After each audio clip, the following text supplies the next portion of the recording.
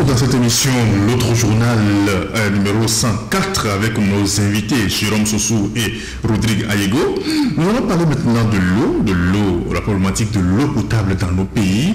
La semaine dernière, nous avons suivi tous un forum sur l'eau dont le thème était la sécurité de l'eau pour la paix et le développement. Est-ce qu'aujourd'hui, nous pouvons nous baser sur l'eau pour parler de développement dans nos pays? Voilà ce dont il s'agit dans cette émission aujourd'hui. Oui, Rodrigue, aujourd'hui quand on parle de l'eau, surtout de l'eau potable, même les quartiers périphériques de l'ONU de la capitale, c'est devenu une chose rare.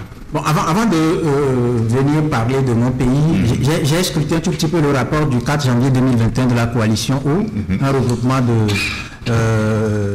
des principales ONG françaises mobilisées pour promouvoir un accès à l'eau et à l'assainissement pérenne pour tous, en particulier les plus vulnérables, tout en préservant les ressources en eau. En fait, selon ce rapport, seulement 24% de la population d'Afrique subsaharienne, donc chez nous, a accès à une source sûre d'eau potable, selon un rapport du World Water Development Report de 2019. 39% des habitants d'Afrique subsaharienne n'ont pas accès à des services élémentaires d'accès à l'eau. Et 135 millions de personnes en Afrique subsaharienne font plus de 30 minutes de déplacement par jour pour avoir accès à l'eau potable. Accès à l'assainissement en Afrique.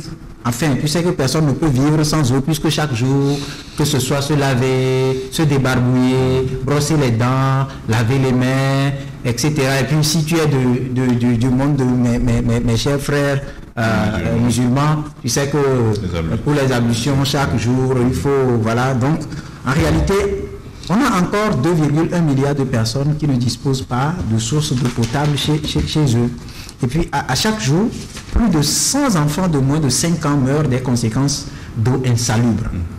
Plus de 500 millions de personnes en Afrique subsaharienne n'ont pas accès à des installations sanitaires améliorées. 204 millions de personnes en Afrique subsaharienne pratiquent encore la défécation à l'air libre. Tu sais que quand on défèque à l'air libre, avec l'eau de ruissellement, etc., et tout ça rend malpropre l'eau. Et puis bon, tu sais qu'ailleurs, les gens boivent ça. Pas même ailleurs, hein. Tu sais qu'on attend les pluies à l'Omé, hein. Quand il va se mettre à pleuvoir maintenant, les retenues de M. Fogna Simbe finissent toujours par trahir, parce que finalement ce sont des retenues d'eau qui recueillent les eaux là, avec ces objets déféqués à l'air libre, etc., qui les regroupent et les distribuent maintenant dans les autres maisons qui n'étaient pas hier inondées du tout. Et donc, cette question de défécation aussi se rattache à la question d'eau. Au moins un tiers des hôpitaux dans les pays en développement n'ont pas d'eau courante propre, entraînant dans des conditions insalubres une nouvelle propagation de maladies dans les zones touchées par la sécheresse. Il suffit juste d'aller par exemple à l'intérieur du pays, dans les dispensaires, etc., vous constatez que les lieux, ou bien l'hôpital ou le centre de santé où il doit avoir la propriété, ce sont des centres qui sont au défi de l'eau. Mais Rodrigue, tu parles de l'industrie. Je vais parlant de centre de santé du CHU Sylvanus Olympio ici, où moi je connais des chirurgiens, quand ils sortent de bloc opératoire, ils prennent des sachets de Piota pour se laver les mains. Et puis des sachets de Piota achetés avec leur propre argent. D'accord? Donc ça rentre dans la problématique de l'eau. Alors, revenons par exemple, nous sommes au pays, chez nous. Vous savez que Mkope ici, là, il n'y a pas d'eau. Vous prenez les pavés qui quittent le Togo, qui débouchent sur les feux tricolores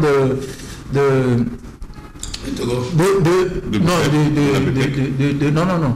Quand tu viens au niveau de là où il y avait l'ancien immeuble le Togo, là, vers les pavés qui croisent la route de Ranko, qui va au niveau de la fontaine lumineuse.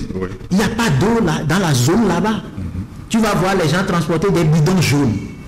Alors, moi j'ai fait au moins 2-3 ans à Tchévier quand j'étais encore dans l'administration de la télévision, enfin d'une télévision de la place. Mais je te dis, tu es sous la douche, tu tournes le robinet, mais tu n'as pas d'eau. Moi il m'est arrivé plusieurs fois de prendre l'éponge pour essuyer les mousses de trucs là, de savon, avant de sortir, envoyer des gens acheter un sachet de Piota que je perce pour verser dans un seau afin de pouvoir me nettoyer C'est de la minorité. Non, mais attends, tu veux que je fasse quoi? Je dois aller, par exemple, présenter le journal. J'ai une émission. Mais attends, je suis obligé. C'est vrai que ça fait. Je suis obligé. Allez voir la queue. Pas plus tard que quand j'ai vu si c'est pas la page de Ferdinand qui a révélé tout ce qui est difficulté que la population d'une localité rencontre pour aller. J'ai pris mon temps 3 ans durant dans la préfecture de Haou.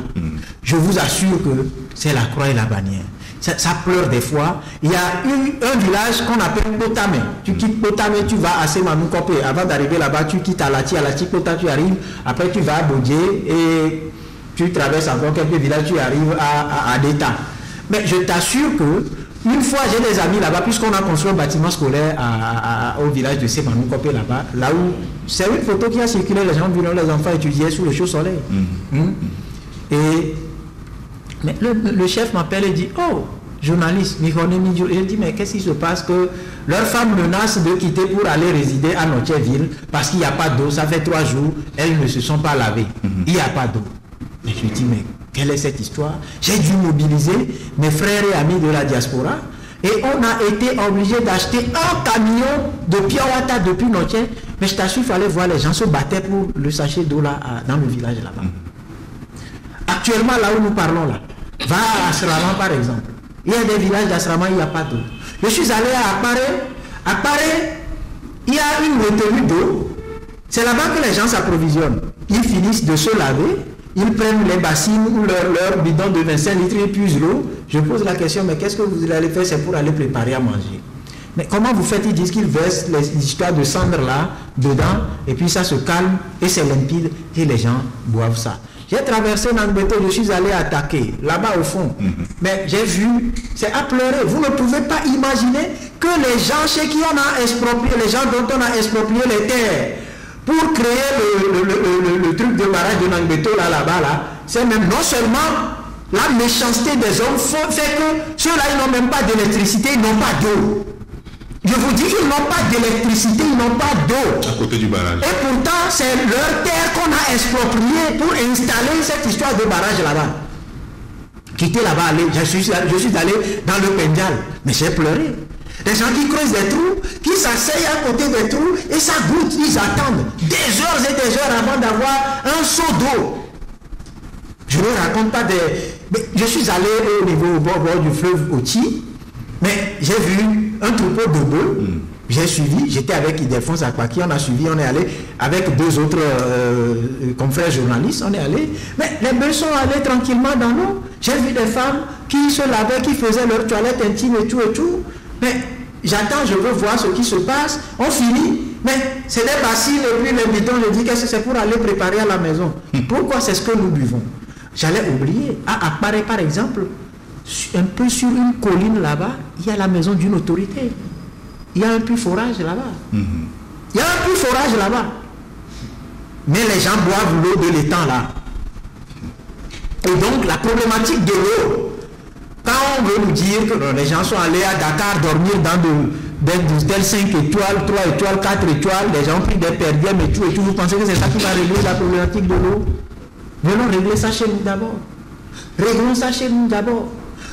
Quand nous étions encore enfants, à l'Omnaba ici et tout, dans les trucs là, mais tu prends une bassine, tu puises l'eau dans le puits, tu puises.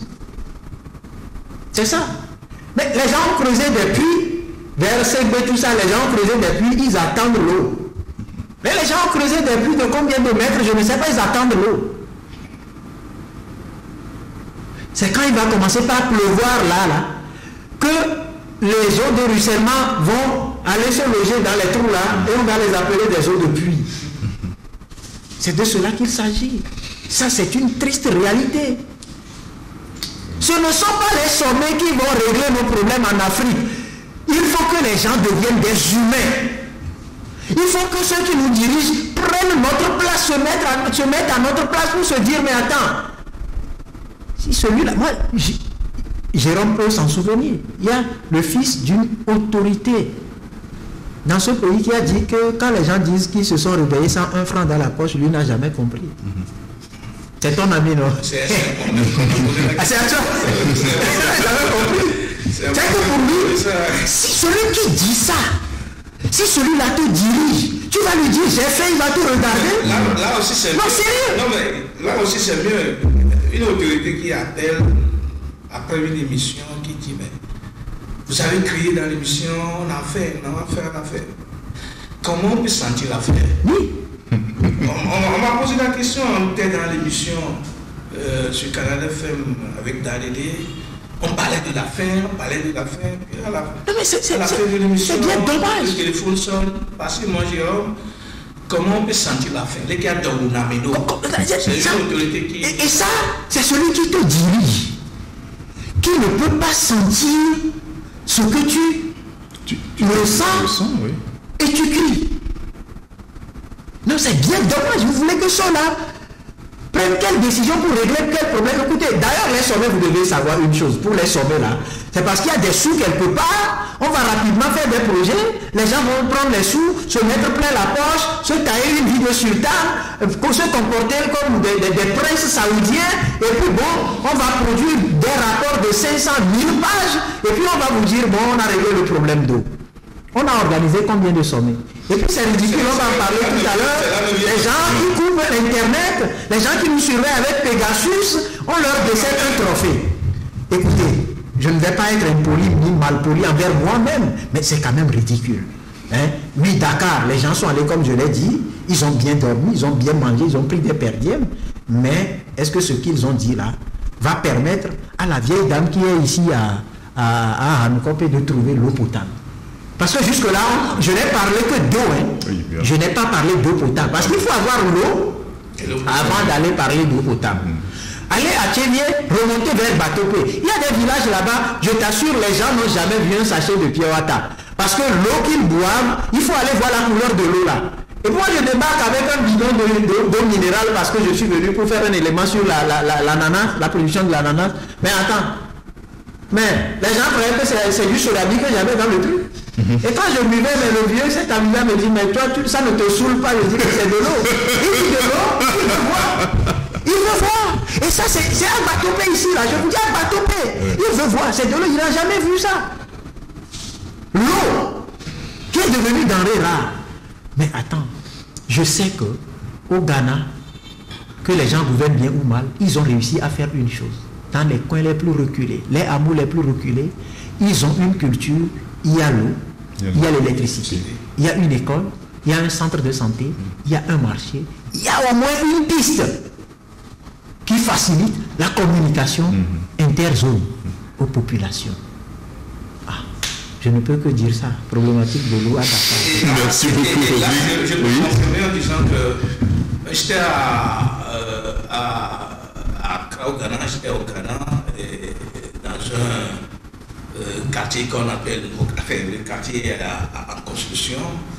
C'était un grand frère qui m'a amené pour des cérémonies funéraires. On y était et puis des gens sont en train de faire leur chantier et on a vu la T2 du Ghana. On a vu la sécurité du Ghana. La T2 du Ghana. Oui, on a vu la sécurité du Ghana. C'est-à-dire que après, les gens ont mis les fondations de la clôture de la maison. Et certains ont réussi à monter le mur à un niveau donné. La Sûreté du Ghana est venue placer le compteur. La T2 du Ghana est venue placer le compteur de l'eau. En attendant, parce qu'ils savent que ils en auront besoin. Forcément. Parce que les gens vont vivre là-bas. Forcément. Et dans tous les eux, on dit que c'est un quartier qui est en construction, c'est un nouveau quartier. Comme les banlieues de Lomé, lorsque les gens commencent à acheter des terrains, d'abord il y a la route, il y a l'électricité qui est mise, il y a l'eau, tout. Même malheureusement, au Togo, ce n'est pas le cas. Et là, pour revenir sur le sujet, la question posée, oui, mais compétent, Rodrigue a bien fait pour peindre la situation. Et vous allez dans le bas Mono, c'est l'eau là. Le fleuve Mono. Que les gens boivent. C'est dans ça qu'on se lave, c'est dans ça. Un défait, c'est dans ça le bœuf aussi bien boire. Boire et déféquer. Et déféquer. Vous connaissez Davidi. d'Avélie, dans le CIO, où là où on a même la maison de la TDE. De la TDE. La source. La source de la TDE, l'eau que nous devons allumer là. L'eau que des gens s'approprient et qui refusent de nous en donner. J'étais là-bas au moment de la saison des pluies. Des gens ont creusé des trous dans la rue même. Et l'eau de ruissellement, ils sont venus avec des jarres, des bidons, des bassines et mettre de l'eau. Moi j'étais étonné. Parce que je me dis que Thiévier, Davili, Lomé, c'est moins de 25 km. Et encore que c'est là-bas la source même de la TDE et que c'est là où les gens vont encore boire l'eau de ruissellement. Je dis bien l'eau de ruissellement. Et comme Rodrigue l'a dit, eux, ils nous disent qu'ils laissent dans l'eau là à l'âme. C'est à l'âme. Eux, ils ont l'argent d'acheter à la main. Oui, mais ils ont pour la purifier. Ils sont presque à la capitale. Et donc, c'est à l'âme qui met dedans.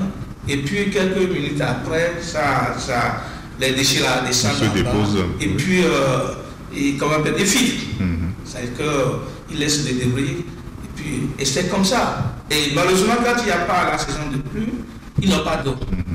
Ils n'ont pas d'eau. Et c'est grave. C'est vraiment grave. Moi, je suis allé un peu plus loin.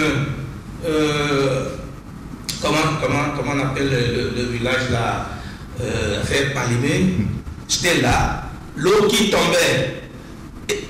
L'eau tombait, il y a la pluie qui tombait. Et on a placé des gens sous le palmier. Sous le palmier. Et il y a la fougère, les palmiers qui portent des fougères là. Et c'est la fougère qui filtre. Qui filtre l'eau. Et c'est avec ça, les gens vont préparer à manger.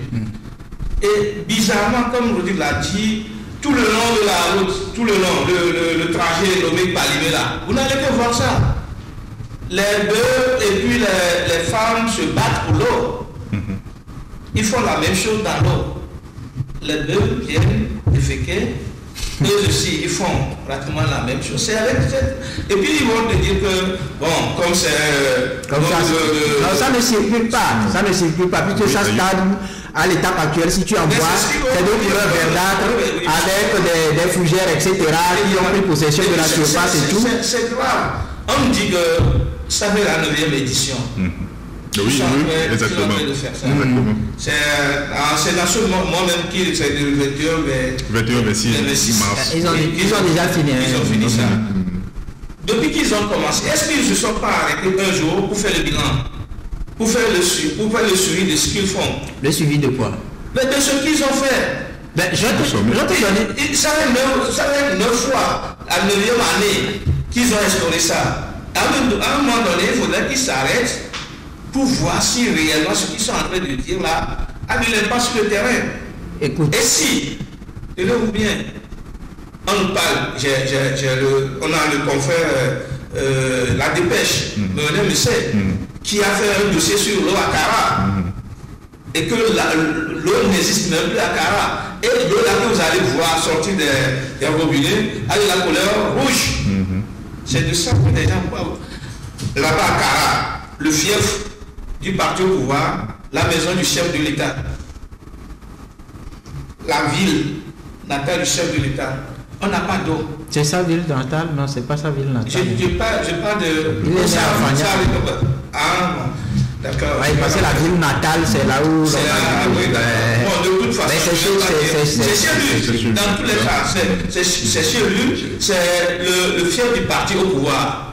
Et dans la zone là, dans la région là, on dit que l'eau est devenue une denrée rare. Et puis, le peu qu'on peut trouver là, a une couleur rouge. Et celui-là qui a fait ce dossier, il est natif de là. Le monsieur Apollinaire, il est de la région de Dakar. Et bien c'est bizarre. C'est bizarre. Si on ne peut pas donner de l'eau à boire aux autres, mais donnez de l'eau à boire ceux qui sont dans votre maison.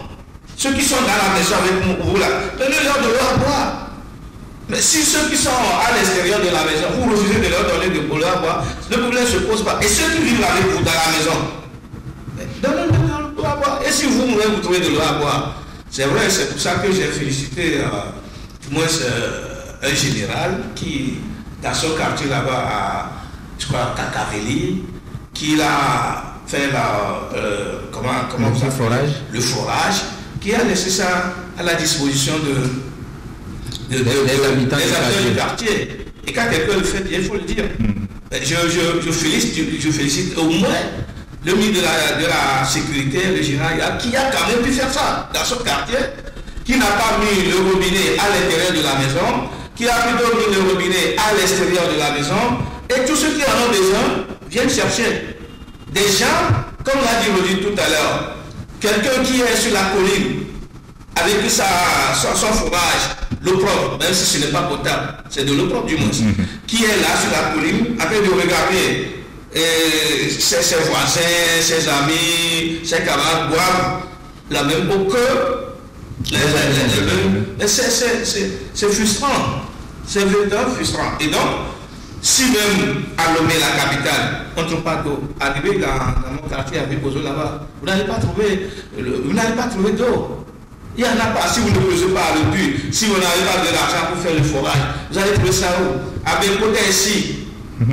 Avec côté ici. Il n'y a pas d'eau. C'est la croix à la bannière. C'est la croix à la bannière. Et pourtant, on nous dit qu'on nous gouverne, ça fait plus pratiquement 56 ans ou plus de 56 ans. Et on ne veut pas quitter. On veut toujours gouverner le pays. On ne trouve pas les solutions aux problèmes. C'est malheureux. C'est vraiment malheureux. La question d'eau, comme je le dis, je crois que tout ce qu'on demande, on peut demander aux gens, les sommets ne vont pas régler nos problèmes. Devenons des humains. Regardons les autres comme nos semblables. Posons-nous une seule question. Si l'autre dit qu'il a faim, ça veut dire qu'il n'a rien à manger, que je puisse lui donner à manger. Encore que j'ai pris l'engagement d'assurer sa sécurité, sa protection civile. Oui. Sa protection civile, c'est quoi? Non. Qu'est-ce qui rentre dans protection civile? De lui garantir le plein épanouissement. C'est ce qu'on a mis dans la Constitution. Et donc, le plein épanouissement, c'est quoi? Qu'est-ce que les gens demandent? Manger à leur faim. Boire quand ils ont soif. Se faire soigner quand ils ont un petit bobo. Aller à l'hôpital, se faire soigner. Vous savez qu'au Ghana, par exemple, il y a une carte qu'on donne, par exemple, à tout le monde. Si pour les premiers soins, quand tu es malade, tu présentes la carte, c'est que on va au moins te faire ce qu'il faut. On va au moins te faire ce qu'il faut. Il y a des pays qui avancent. Nous voyageons. Je me demande ce que nous voyons au juste quand nous voyageons. S'il faut faire s'il faut par exemple calculer, kilométrer par exemple la distance que nous avons parcourue en matière de voyage, je ne vois pas qui peut nous rivaliser. On peut prendre le trophée d'or. Mais qu'est-ce que nous voyons? Qu'est-ce que nous voyons quand on sort? Quand nous voyons, regardez le Sénégal qui a construit un pont. Vous avez vu le pont là? Le pont, oui. Vous avez vu? Et il a construit un autre hôtel aussi qui sera inauguré. Vous avez vu? Et nous, qu'est-ce qu'on inaugure? Des forages un peu par des forages. Non, tu as vu le câble là? Des dispensaires. J'ai vu ça. Tu te souviens, il y avait une année là, on nous a transporté à Pierre-Émile. Moi, la dernière fois, j'avais vu du moins le chef de l'État très joyeux en train d'inaugurer le calme. Même si ce n'est pas une parenthèse. Si ce n'est même pas à lui de le faire, si ça ailleurs, ça revient quand même au préfet ou au maire d'aller le faire. Bon. Ça c'est juste une parenthèse, mais tel que je dis, il y a aussi la question de la gestion de l'eau qui se pose. Des fois, par exemple, vous avez des tuyaux qui sont abîmés, qui sont troués. Peut-être que les gros porteurs ont marché sur ces tuyaux-là, ils sont cassés, mais vous cherchez la tête de vous ne les trouvez pas. On les appelle pas plus tard que vers l'ancien poste de péage sur la route de Palimera. Mais ils ont pris l'argent des pauvres populations. Ça fait plus de 2 ans là, les gens attendent l'eau pour laquelle ils ont payé. Mais est-ce que c'est normal? Qui rencontre à qui finalement? Et ce problème de fuite d'eau, ça se pose actuellement au niveau de Vedranaoui. Je vous dis, vous allez les chercher, vous n'allez pas les trouver. Il n'y a personne pour venir régler ça. Et ça, c'est du gâchis. C'est du pur gâchis. Ces retenues d'eau, par exemple, quand je parle de gestion d'eau, on peut les exploiter autrement. Ailleurs, les gens le font, non? Vous pensez que l'eau là ne peut pas devenir potable? Je me souviens qu'il y a une année là, il y a eu une histoire de consommation d'eau usagée dans certains hôtels sur le continent ici. Je sais que dans les pays développés, ça se fait. C'est-à-dire que quand tu vas dans la douche là, quand tu te laves, l'eau là, etc., que tu as pris, si tu veux boire là, tu ouvres le robinet, au fait, c'est ça qui revient en eau potable. Ouais. C'est ça qui revient en eau potable. Et c'est traité. Et quand les gens ont su que ça a commencé par... Mais nos poissons que nous mangeons là, je suis allé à Porto Novo, il y a un grand centre là-bas, agro-pastoral là-bas, là, à Porto Novo. Mais vous voyez, on vous dit ici là, vous faites vos besoins tranquillement, mais ces besoins-là, les poissons les consomment. Et ailleurs, vous voyez les poissons grandir, après on vous emmène ça au marché, vous vivez. Il y a la question de gestion de tout ça aujourd'hui. Apprenons à gérer. Nous avons nos sources d'eau que nous exploitons. Regardez nos lagunes là. Regardez ça. Et ça nous perd encore l'argent. Ça va pousser des fougères, on va dépenser l'argent pour les dégager. 2 semaines après, ça va revenir. Mais si on ouvrait la voie, on faisait des ponts aériens, on permettait aux gens d'exploiter ça là, par exemple, de les emprunter d'ici. D'ici, tu peux aller par exemple tranquillement vers la mer. Tranquillement. À force de naviguer sur ça là, ça fait disparaître les fougères. Mais j'ai été étonné, j'ai pris, quand le Togo était qualifié pour la CAN, qui allait être joué en Angola. J'allais en Angola, j'ai pris, je suis parti d'un fleuve au Nigeria, vers le Cameroun.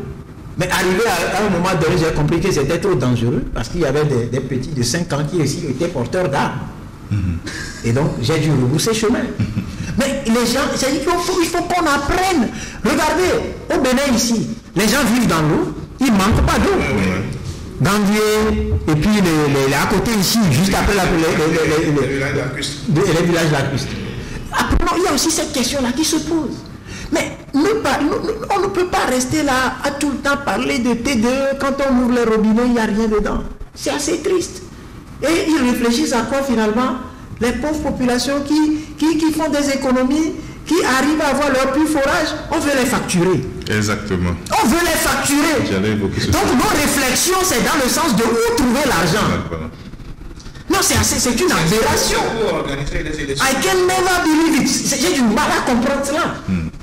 C'est que chaque fois que moi dois réfléchir là, les étudiants là, on les voit, ils sont nombreux à l'ONU, qu'est-ce qu'on fait? Il faut leur coller le péage 50 francs. Et puis les 5 places là, ils font surcharge, ils font comme ça, on fait semblant de les ajouter 200 à leurs frais de péage. Donc chaque jour, non, c'est-à-dire que c'est...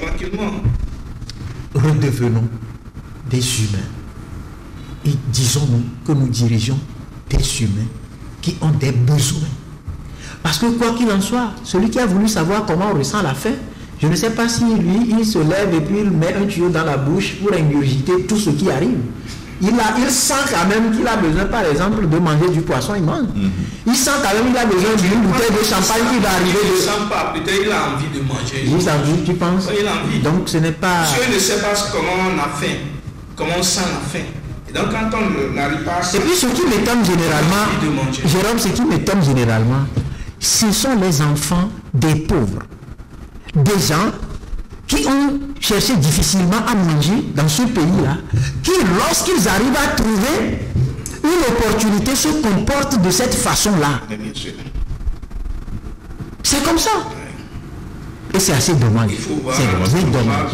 Les gens qui cumulent des arriérés de douche, etc. Mais prenez des bus à l'intérieur du pays. Prenez un taxi avec les gens, dites-vous que vous allez... Je t'assure que l'odeur même, tout ce que tu respires là, mais ça te donne envie de vider de ton estomac, tes intestins. C'est-à-dire tu vas... Je ne sais pas quoi. Mais ce n'est pas... Aller dans les marchés de l'intérieur du pays là. Je vous dis, je suis allé à Pagala, j'ai été étonné. À l'époque, il n'y avait pas d'électricité. Mais... Le marché de Pagala, gare s'anime les samedis. Les gens prennent des radios, ils mettent 2 piles dedans. Ils commencent à jouer quand ils commencent à boire du tchouk ici. Je t'assure. Leur souci, leur dernier souci, c'est se laver. Le tchouk a remplacé l'eau buvable. Et où est-ce qu'ils trouvent l'eau? Il y a le fleuve Anier qui passe par Pagala. C'est le fleuve Anier qui passe par là. À Pagala. C'est là-bas ils vont puiser l'eau. Les rares personnes qui ont pu trouver l'argent pour creuser un puits là, si tu prépares à manger avec l'eau là, c'est que tu n'as plus besoin de sel. Je voulais prendre une douche avec l'eau là, mais attends, la mousse qu'il y avait dans mon éponge là, a disparu. Et puis, j'ai eu des traces blanchâtres sur mon corps. Et ça m'appelle le corps, quoi. Non, c'est-à-dire, il y a un degré de sel dedans, tu vois que c'est parce que les gens n'ont pas le moyen. La toute première nappe qu'ils ont trouvée, ils ont préféré garder ça comme ça pour ne serait-ce qu'avoir l'eau. Et c'est le tchouk, je vous dis, qui a remplacé l'eau potable. Et ce sont les bonnes sœurs catholiques là qui sont dans l'hôpital Saint-Luc de Pagalaga qui arrivent quand même à permettre à certains de se sentir... c'est bien dommage. Et tu vois dans le fleuve, j'avais des images à l'époque. Ces images ont disparu avec nos histoires de disques durs, abîmés et tout et tout. Mais c'est vrai, ça m'a fait de la peine quand je vous dis les femmes font leur toilette intime. Là, elles se mettent en queue, elles finissent, elles prennent leur bassine. C'est là-bas au bord du fleuve qui font la lessive. Les assiettes, tout ça, on transporte là-bas. Et quand on finit, on verse l'eau dedans. Et puis on finit de se laver. On pagne autour de la taille. Et puis on prend la bassine, on puise l'eau. Allez, direction la maison, on va aller préparer à manger. On va aller préparer à manger. C'est terrible. Je ne sais pas ce qu'il faut dire. Vraiment. C'est vraiment triste. Nous allons nous rester là et observer une pause et il faut revenir après.